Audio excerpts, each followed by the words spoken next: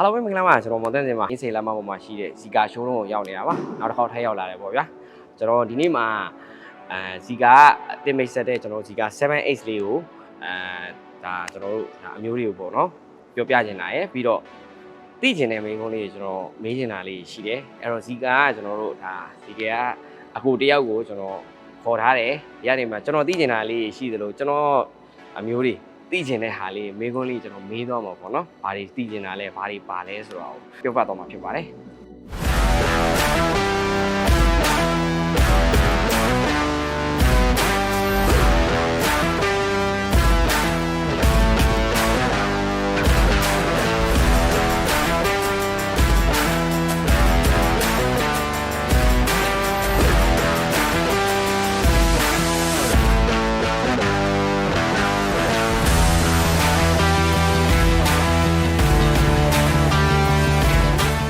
ကိုရဲခေါင်ပေါ့နော်ကျွန်တော်ဒီက 7X နဲ့ပတ်သက်ပြီးတော့မှမေးတော့မှာဘာလို့လဲကျွန်တော်သိချင်တာလည်းရှိတယ်ဘာလို့ကျွန်တော်ကိုယ်တိုင်မသိရသေးတာလည်းရှိတယ်ဒါနောက်ဆုံးထွက်လာကျွန်တော် 7X ပေါ့ 7X နဲ့ပတ်သက်ပြီးတော့ကျွန်တော်ဘာမှမသိရသေးဘူးကျွန်တော်တို့ဒီ20နဲ့အောက်တိုဘာ29မှာကျွန်တော်တို့ဒီဒီက showroom မှာ 7X ကိုမိတ်ဆက်ပြသပေးသွားတယ် Facebook တို့ဒီမီဒီယာပေါ်ကသိချင်တဲ့ဟာလေးရှိတာကိုကျွန်တော်ကိုရဲခေါင်မေးတော့မှာဖြစ်ပါတယ် 7X ကတော့လေအဓိကကျွန်တော်တို့ C segment ဆိုတာဖြစ်တယ်ဆိုတဲ့ဟာရဲ့နောက်ဒီအဓိကတော့ဟို mid-size crossover SUV ပေါ့နော် family use အတွက်အများစုအဆင်ပြေတယ်ဆိုတဲ့ဟာကိုကျွန်တော်တို့မိတ်ဆက်ပြသခဲ့တာဖြစ်ပါတယ်ကျွန်တော် design ပိုင်းလည်းတော်တော်လာတယ်ကျွန်တော်က H လည်းစီးဘူးတယ်ကျွန်တော်တို့ဒီအခု01လည်းကြိုက်တယ်ဒါပေမဲ့ 7X ကိုလည်းကျွန်တော်ကိုယ်တိုင်ပြောမယ်ဆိုရင်လာမာတော့မမီလိုက်ဘူးပေါ့နော်မတိလိုက်ဘူးနောက်ကျသွားတယ်အဲ့တော့တော်တော်လေးလာတယ်ပြောမယ်ဆိုရင်တော်တော်များများကျွန်တော်ဒီဇီကာရှိတဲ့လူတွေလည်းပြောကြ 7X ကတော်တော်လေးလာတယ်ပြီးတော့ SUV ထဲမှာသူကဟိုခက်ခက်တဲဆိုတော့ကြာကျွန်တော်တို့ဘယ်လိုပြောမလဲ luxury ကြတဲ့ပုံစံမျိုးလေးဖြစ်နေတယ်နော်ဒီကောင်ကတော့ကိုကျွန်တော်တို့ rear wheel drive လည်းဖြစ်တယ်နောက်ကျွန်တော်တို့ battery capacity က75နဲ့လာပါတယ်ခင်ဗျာ 7X မှာကျွန်တော်ထူးခြားသွားတာကကျွန်တော်တို့ကဒီ golden brick ဆိုတဲ့ battery ပေါ့နော်အဲ့ဒီမှာမှသူ first generation second generation ရှိတယ်အခုကကျွန်တော်တို့ second generation ဖြစ်သွားပြီဆိုတော့ပိုကောင်းသွားတဲ့ version တစ်ခုရောက်သွား golden battery ပေါ့ဗျာအဲ့ဒါကြတော့ဘာထူးခြားတာဘာရှိသွားလဲသူကတော့လေ golden battery ကအဓိကကြသုံးလို့ရမယ်ပြီးတော့ဒီအားသွင်းတဲ့ဟတန်တွေကိုပို့ခံနိုင်ရမယ်ပြောမှဆိုရင် customer ဝါရီမဖြစ်ရတဲ့ battery အမျိုးအစားတစ်ခုအလွယ်ဆုံးပြောလို့ကျွန်တော်ကြားဖို့အမြန်သွင်းစနစ်လည်းမိုက်တယ်ပြီးရင်ဘယ်လိုပြောမလဲမီးလောင်နိုင်ကြီးလည်းနည်းတယ်ဆိုတဲ့ဟာလေးပေါ့နော်0 to 100အားသွင်းမယ်ဆိုရင်30 minute လောက်ပဲရှိပါတယ်30 minute ဆိုတော့တော်တော်လေးမြန်တယ်နော် acceleration ကြတော့ဘယ်လောက်ရှိလဲ acceleration ကတော့သူကဒီကျွန်တော်တို့သွင်းလာတဲ့ဟာလေးကတော့0 to 100ကိုကျွန်တော်တို့6 second ပေါ့နော်ဆိုတော့မော်တာတစ်လုံးနဲ့လည်းဖြစ်တယ်ဒါပေမဲ့မော်တာတစ်လုံးနဲ့ကို power ကြီးတာကြောက် rear wheel drive နောက်ရက်ဖြစ်သွားတာပေါ့နော်ကျွန်တော်တို့ dual တော့မလာသေးဘူးပေါ့ပြောမယ်ဆိုရင်တော့ဒီပိုင်းကြတော့ဘာတွေထပ်ပြီးတော့မှပါလာလဲပေါ့ safety ကတော့ပုံမှန်တိုင်းကျွန်တော်တို့ Zeekr ရဲ့ standard တွေအတိုင်းပဲသူ airbag တွေကောင်းတယ်ဒီ suspension တွေကောင်းတယ် battery အတွက်လည်းပူစရာမလိုအဲ့ဒီမှာထူးထူးခြားခြားနဲ့ပါလာတဲ့ဟာလေးတွေကျွန်တော်တို့နောက်ခန်းပေါ့နော် child view camera လေးတွေပါလာရှိတယ်နောက်ဒီတကား၄ပေါက်လုံးမှာ emergency door release ဆိုတာပါလာတယ်နောက်ကျွန်တော်တို့ဒီ driver တကားမှာဆိုလို့ရှိရင်အရေးပေါ်ပေါ့နော်ဖြစ်တော့ရှင်ဒီ manual emergency release door close အပြင်ကိုကျွန်တော်တို့ one click window breaking ဆိုတဲ့ဟာပါတယ်ပေါ့နော်မှန်ကိုခွဲပြီးတော့ဘယ်လိုလဲသူ့ကိုထွက်သွားလို့ရတယ်စနစ်ကျွန်တော်ဒါတခုခုဖြစ်ခဲ့ရင်ဒါအခုနောက်ပိုင်းဆိုရင် safety အတွက်ကိုတော်တော်များများသိကျင်ကြတယ်ဟာရေကန်နဲ့ကျသွားရင်တို့မီးလောင်သွားရင်ကျွန်တော်တို့ဒီ battery ဟိုဟာတကားတွေ auto ဖွင့်လို့မရတော့ဘူး EV ကားတွေကဖွင့်လို့မရတော့အဲ့အတွက်ထည့်ထားပေးတာပေါ့နော် battery ကတော့ကျွန်တော်တို့ဒီ75ပါတယ်ပေါ့နော် kilowatt ပါတယ်အဲဆိုရင်မောင်းနိုင်တဲ့ range ကကြတော့ဘယ်လောက်ရှိမလဲ range ကတော့လေသူကတော့ကျွန်တော်တို့အနေဆုံး range ဆိုလို့ရှိရင်CLTC range ဆိုလို့ရှိရင်ကျွန်တော်960လို့ပြောပါခင်ဗျာဒါပေမဲ့ကျွန်တော်တို့WLTC range နဲ့ဆိုလို့ရှိရင်ကျွန်တော်480ပေါ့နော် actual နားလဲလွယ်အောင်ပြောပါဆို minus ဆိုရင်ကျွန်တော်300ဝန်းကျင်ပါမောင်းတကယ်လက်တွေ့မောင်းလို့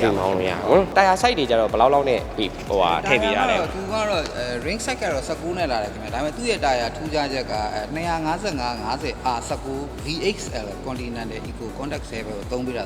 အလွယ်ပြောရရင်တော့မြင်တောင်ပြောရကျွန်တော်ဘျက်ထူတယ်ဆိုတော့လမ်းမတွေပေါ်သွားတဲ့ခါကျညင်းညင်းညောင်းညောင်းဖြစ်နေအောင်နော်50နဲ့ဆိုတော့ကျွန်တော် stroke ထူတဲ့အတွက်ကျွန်တော်ခုံမှာမဟုတ်ဘူးပုံမှန်များတော့ဖြစ်က stroke ပါတဲ့အတွက်ကျွန်တော်မြန်မာနိုင်ငံလမ်းနဲ့ concrete လမ်းတွေကြတော့နည်းနည်းလေးခုံတာပေါ့ SUV ထဲမှာကျွန်တော်မောင်းတော့မမောင်းကြည့်ရသေးဘာလို့ပြီးတော့မှ test drive မောင်းလို့ရမယ်ပြောတာခုံလားမခုံလားကျွန်တော်တစ်ချက်ကြည့် wheel base ကြတော့ဘယ်လောက်ရှိလဲwheel base ကတော့အခုသူက2600ကျော်လောက်ရှိပါတယ်2600 mm ပေါ့နော်အဲဆိုရင်ကျွန်တော်တို့ဒီတာယာဆိုင်ရပြီးတော့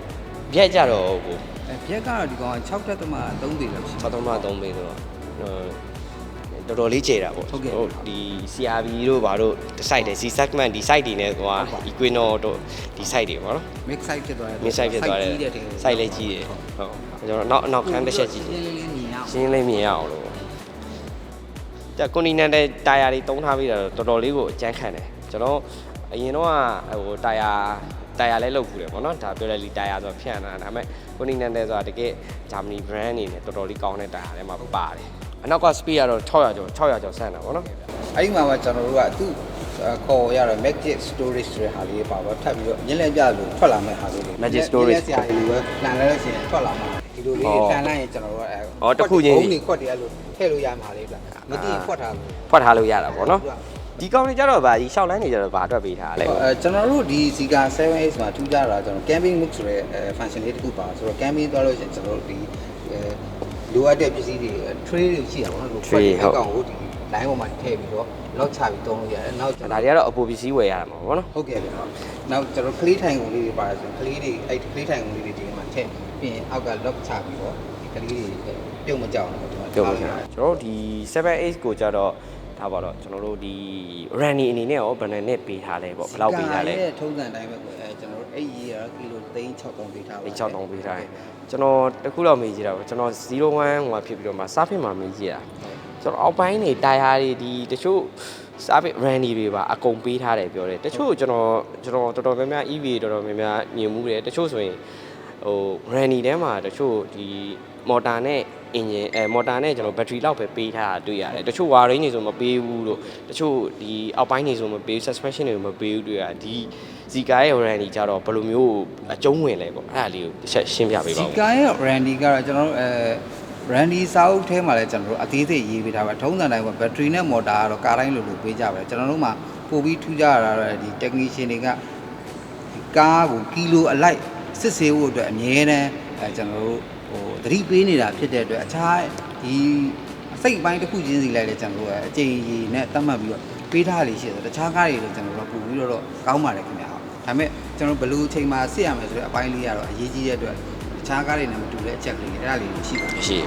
အောက်ပိုင်းနေလည်းပေးထားတယ်ပြောတယ်ဟုတ်ကဲ့ဗျာနော်ဆိုတော့တော်တော်များများအောက်ပိုင်းကို suspension ကိုပေးထားတာမတွေ့ရဘူး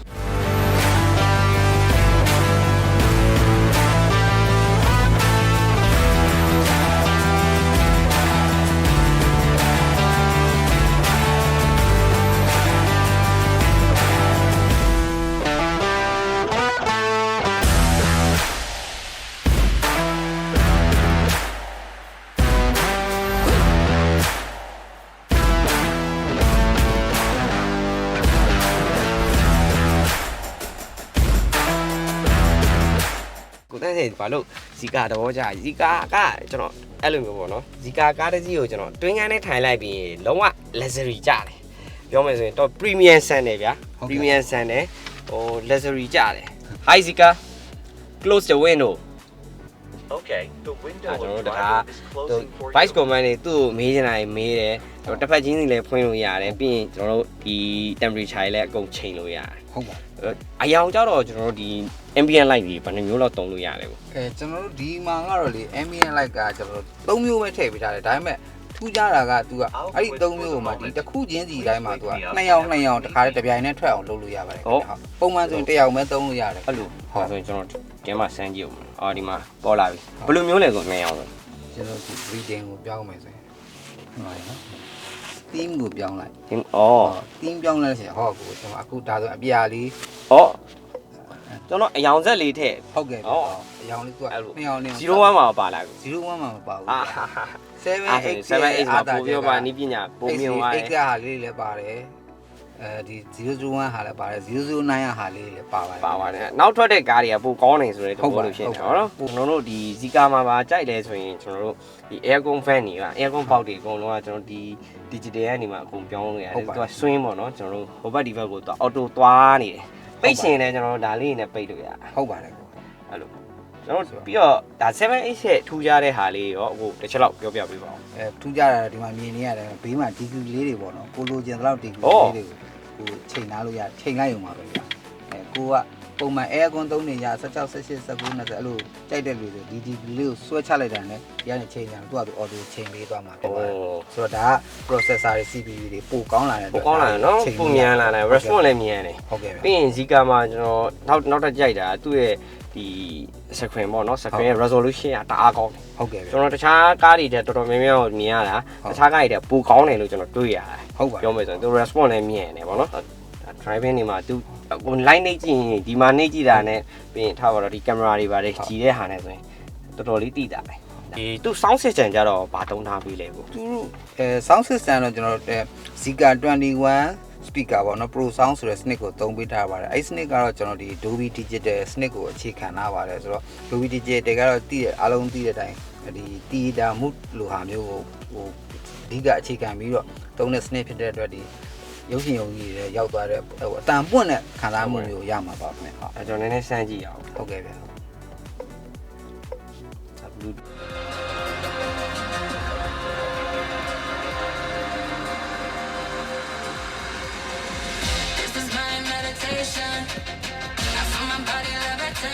sound system လည်းမိုက်တော့ steering မှုကြတော့ကျွန်တော်ဗာထူးခြားသွားလဲပေါ့ကျွန်တော် CRM ကတော့ကျွန်တော် Zika HD ရဲ့ထုံးစံတိုင်းပေါ့နော် CC လေးမောင်းကြလားပျော့ပျော့လေးမောင်းကြအမျိုးသမီးဆိုပျော့တာကိုပို့ပြီးတော့ချက်တယ်အမျိုးသားတွေကတော့လည်း ကျွန်တော် sport ဆိုရင်တော့လည်း CC လေးနဲ့ကျွန်တော်ကိုယ့်ရဲ့ခါလေးနည်းနည်း CC လေးပိုင်လေးလေးရပေါ့နော်ဟုတ် touch ကကြတော့ကျွန်တော်တို့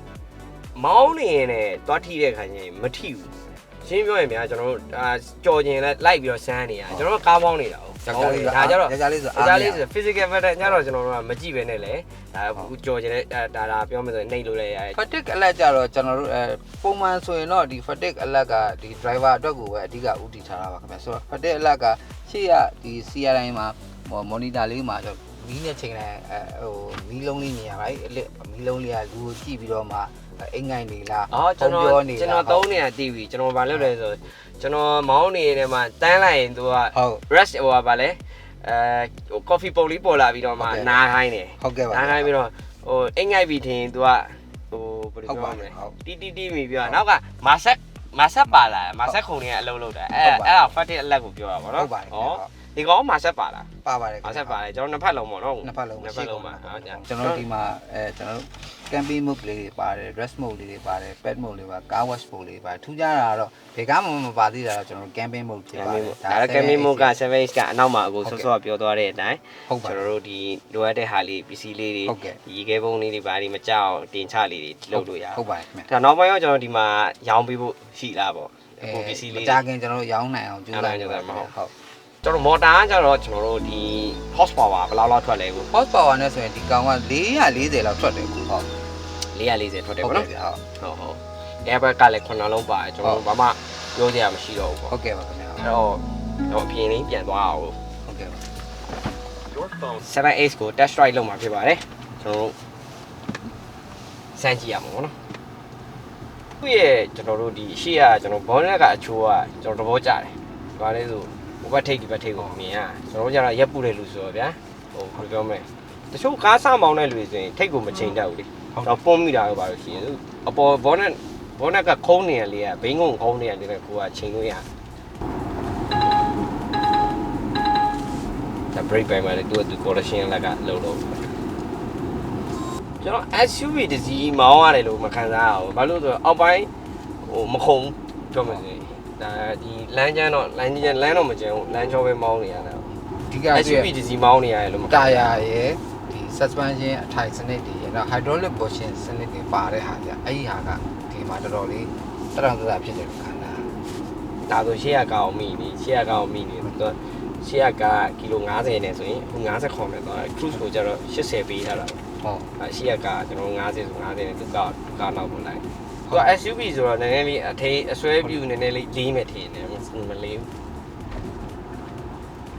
အဲတခုပဲကျွန်တော်တို့ဒါ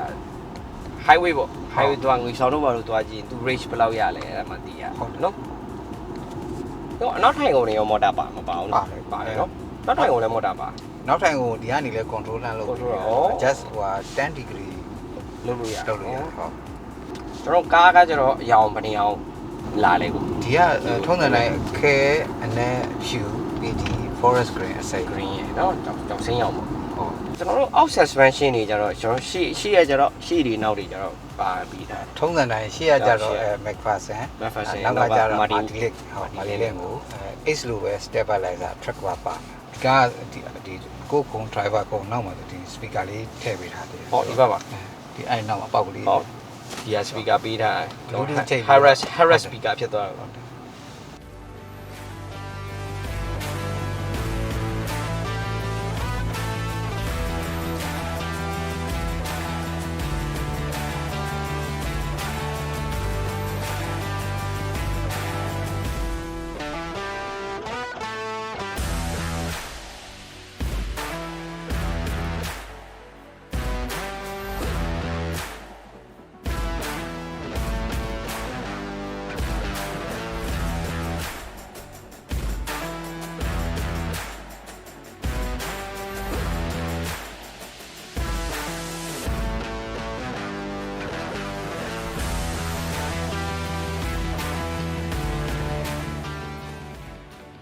ကျွန်တော်တို့ဒါအခုဒီက 7X ရဲ့အကြောင်းလေးကိုကျွန်တော်ဒီက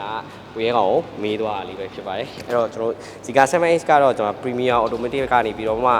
ဒီ Premium brand ဖြစ်တဲ့ကျွန်တော်ဒီကကား brand ကိုကျွန်တော်တင်သွင်းလာတာဖြစ်ပါတယ်ပေါ့နော်အဲ့တော့ကျွန်တော်ဒီကကားနဲ့ပတ်သက်ပြီးတော့မှစုံစမ်းသိရှိလို့လေဆိုရင်ကျွန်တော်လိပ်စာလေးတစ်ချက်လောက်ပြောပြပါအောင်ကိုရဲကောင် လိပ်စာကတော့ကျွန်တော်တို့ရန်ကုန်မြို့နယ်အင်းစိန်လမ်းမကြီးပေါ့လှိုင်မြို့နယ်ပေါ့နော်တမိုင်းလမ်းစုံနဲ့လည်းကျွန်တော်တို့နီးပါတယ်အမှတ်7နှစ်မှာဇီကာမြန်မာ showroom မှာကျွန်တော်တို့လာပြီးတော့လေ့လာလို့ရပါတယ်ခင်ဗျာ ကျွန်တော်ဒီမှာဇီကာနဲ့ပတ်သက်ပြီးတော့မှဘာကားလေးတွေကြည့်လို့ရလဲပေါ့ ဘလို့ဆိုကျွန်တော်တို့စီမှာကြည့်လို့ရမယ့်ကားဆိုရင်001လေးလည်းကြည့်လို့ရမယ်ဇီကာ 7X လည်းကြည့်လို့ရနောက်ကျွန်တော်တို့ဇီကာ X လေးတွေလည်းလာပြီးဘော်ဒ3မျိုးလုံးလေ့လာလို့ရပါတယ် လေ့လာလို့ရတယ်ပေါ့နော်အဲ့တော့ကျွန်တော်တို့ဒီဇီကာကားကိုလေ့လာခြင်းနဲ့ဆိုရင်ကျွန်တော်တို့ဒီစိန်လမ်းမကြီးပေါ်မှာရှိတယ်ကျွန်တော်ဒီမှာလာပြီးတော့မှဒါကိုရဲကောင်လည်းမေးလို့ရပါတယ်သိချင်တာလေးရှင်လည်းကျွန်တော်အောက်က comment လေးမှာမေးမြန်းတော့လို့ရပါတယ်ပြီးတော့ကျွန်တော် like and share လေးလည်းလုပ်ပေးဖို့မပြပါနဲ့ကျေးဇူးအများကြီးတင်ပါတယ်